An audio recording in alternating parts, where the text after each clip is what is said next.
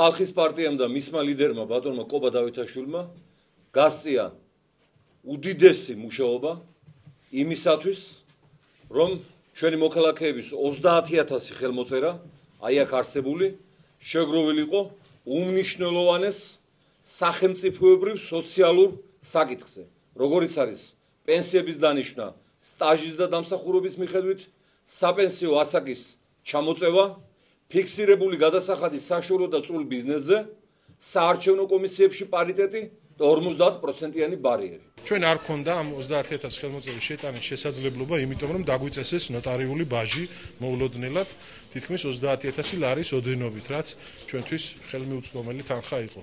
და ვთხოვეთ ჩვენს კოლეგებს, ლეიბორისტებს, რომ მათი ხელმოწერით კანონპროექტად ექციათ ჩვენი შეგროვილი ხელმოწერები და ჩვენი კანონპროექტი.